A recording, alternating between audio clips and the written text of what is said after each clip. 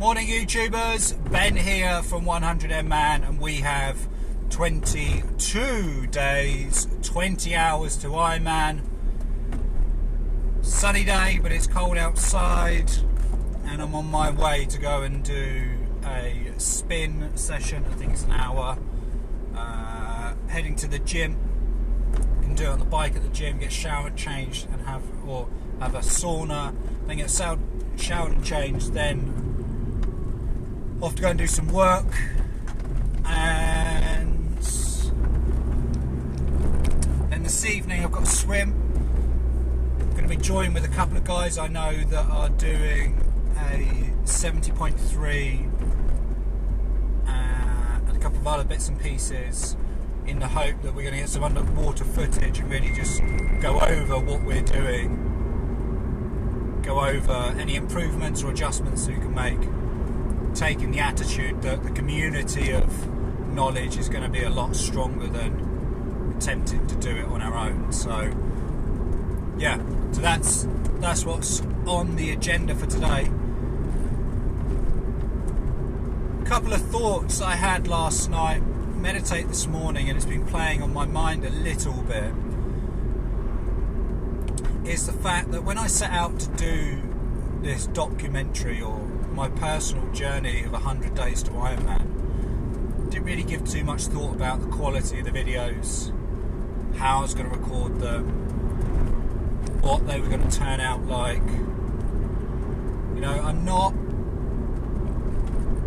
I've highlighted a lot of weaknesses in my knowledge, a lot of areas where it can be improved.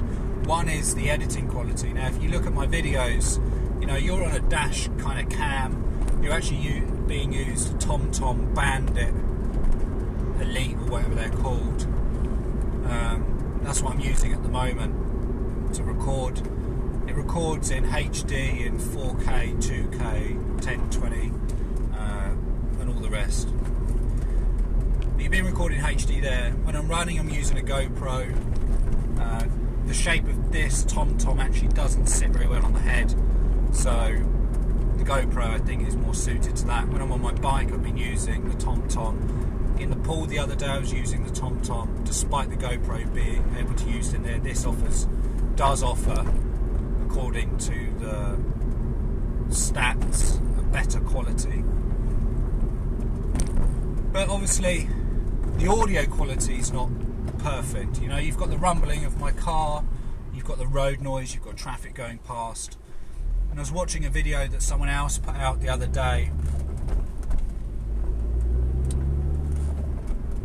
and I thought, wow, mine look horrible in comparison to the quality of the editing, the lack of external noise, the lack of bumps. And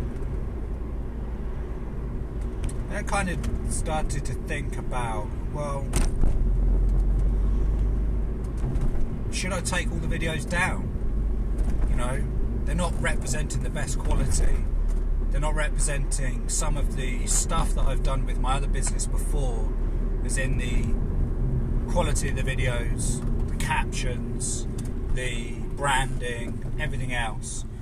Do I take all of this stuff down, do my Ironman, and then run a series based on my next project, which is in the pipeline, and obviously heavily dependent on how I get on the race day and the recovery period afterwards?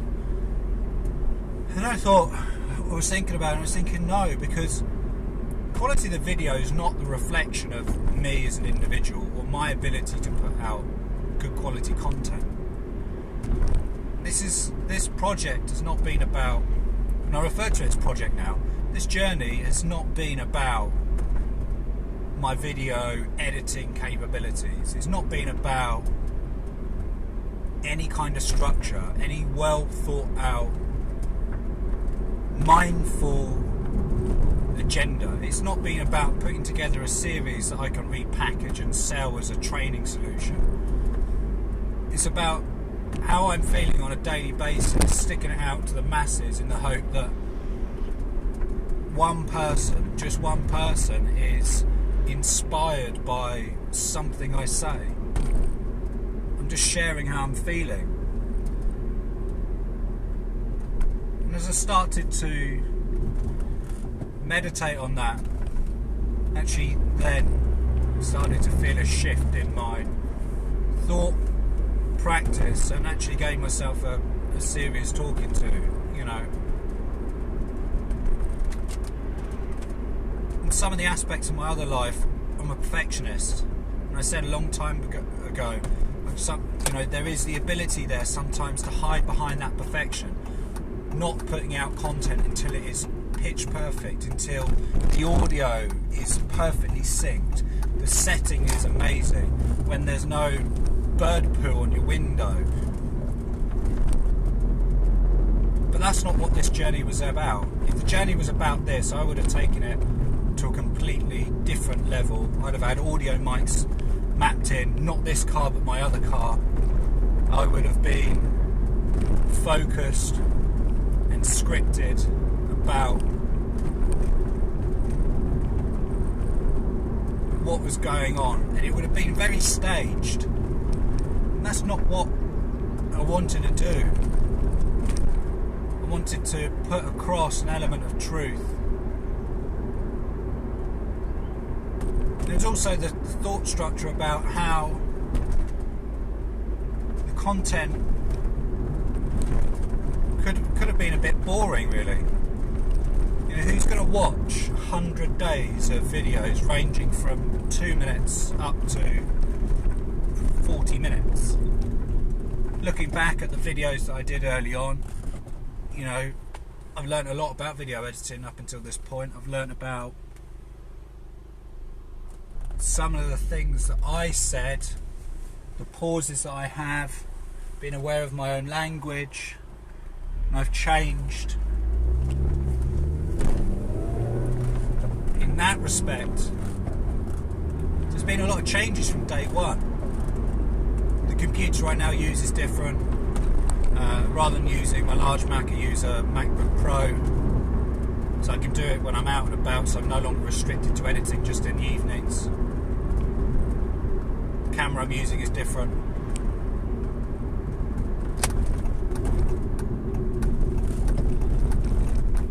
I'm using the editing software I'm using some of the advanced features more now with regards to the audio settings. Before it was just a raw content, so you'd get everything, all the background noise and everything. Although there is an element of background noise with this video, it's not as much, I think, as some of the earlier ones. So there's so many different things that haven't been to the high-end video quality that I'd expected. You know, I look scruffy half the time, but that's me and my rawness. You know, if it was staged, then I would probably, when I go out and I have a meeting or anything, generally I'll be wearing a shirt, a pair of jeans, and take a jacket with me. I won't be wearing tracksuit bottoms, a scruffy jumper, uncombed hair, and random caps, you know. I've explained before, I don't put hair products in, so very rarely do I not have a cap on. So I mean, there's loads of different things that went through my mind, you know. Is the content I'm putting out there good enough? Is anything original? And then there's a well-known American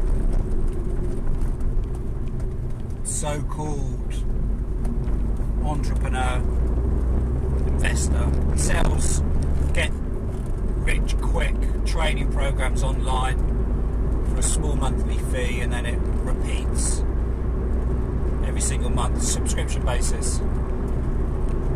And then one of my videos had an advert in it, and it had him talking about his Lamborghini. If you've seen that video, you'll know what I'm talking about. Then I thought, hang on a minute, the content he's chucking out is just being read from a book of a number of inspirational people that have utilised some original content. I hope that my content is original enough to inspire, or at least have some kind of spur some kind of original thinking in your perspective. I think that's the thing. I like to think all of my content is original. Obviously, any thoughts that I have could be generally based off thoughts that have been filtered, or I've been subjected to, and then filtered through my own values, beliefs, blah blah blah. Ultimately, what comes out here hasn't been pre-decided as I've woken up in the morning. I drop my son off, I look at how many days I've got remaining on an app on my phone, and then I turn the camera on and start speaking. So I'm hopeful that that's enough, and that the content I'm providing, or the message that I'm giving, is enough to outweigh the rattles of the camera, of the varying quality of the videos. The feedback's been good so far. I've had a couple of people comment on a few bits. It wasn't particularly feedback from those people. I think it was just negativity in general. There was nothing actually with any substance in what they were saying. But everyone's allowed their opinion, and I respect that. But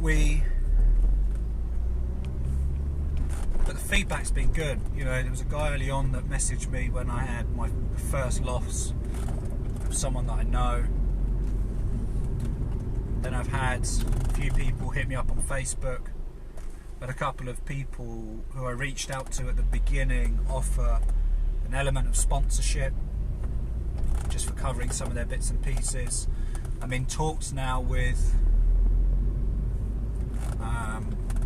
a company that I really respect and admire, and I'm hoping that we manage to come off, or there can be a working partnership there with something, and I can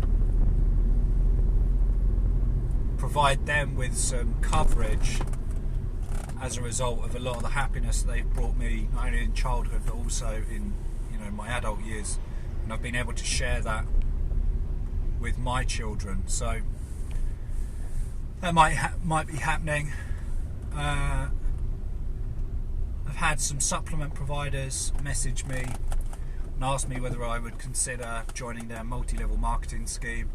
I haven't done that. I had my own supplements brand before. I'm aware of the cost of producing quality content. I'm not sure a product can be deemed quality if they're selling it for less than I was able to buy it for in bulk, and I'm talking by the ton, and then 20 or 30 people earn off it, that one product, and it still be good quality at the end. I'm not sure that can actually physically be done. At the time when I set up my supplements company, I was buying, or I was distributing, the only pharmaceutically graded supplement available in the UK, and it was manufactured by a drugs company that provide a well-known pharmacy here in the UK.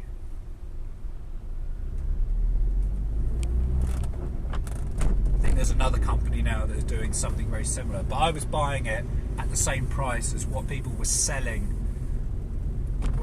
these supplements with.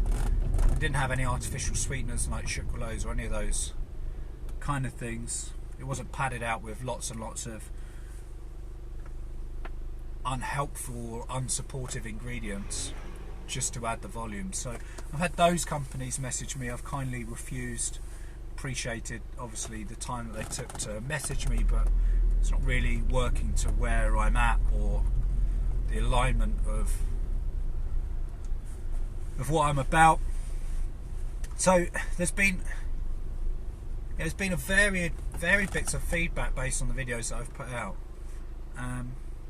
Some people to piggyback off the back of it, some people looking to gain a little bit of coverage themselves. But ultimately, as I've said at the very beginning, this was about not finding significance, not putting my name or my face out there, but just providing one man's journey to possibly one of the hardest endurance events in the world. You know, it's no Ultraman, it's no 5 marathons across the desert. It's an Ironman. But, well, having said that, it's no mean feat, you know. So, that's it for this morning. I will catch up with you in a couple of hours, perhaps just before the swim. If you're watching this in real time, then have a good day.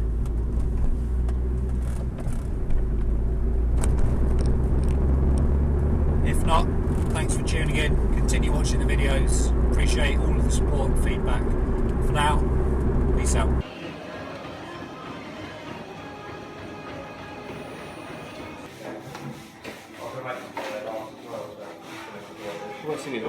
Hi guys, Ben here. I've just finished 2,200 metre swim. Felt good. Actually had a swim session with someone else who's doing a 70.3. So it was good to get in the pool with someone else. Felt good, felt comfortable. Didn't really go all out, just kind of kept to a nice and comfortable pace without... Whoa. Sorry, someone just nearly drove into somebody else. That's crazy.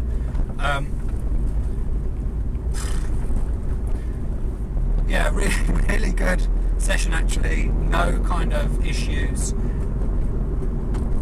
Felt very comfortable. Kind of felt just in the zone. No, you know, no need to go fast. No need to push myself. Could have easily done that distance again quite comfortably. Perhaps a couple of seconds per 100 metres slower, but overall I felt comfortable. So that's it for today. Double session. It's a Thursday. Gonna go home now, eat some food, edit the video, and then hit the sack. Got a run tomorrow. Haven't even looked yet at what I've got going on, so I think it's going to be a bit of a surprise in the morning. I'm going to try, if I can, do a nice and easy roller session. Just settle into that first thing. Got a 20-minute meditation first thing in the morning as well, which would be nice. Drop my son off to school, then going to meditate. So that's it really for today. Really appreciate you tuning in, spending the time with me. I will catch up with you first thing tomorrow. For now, peace out.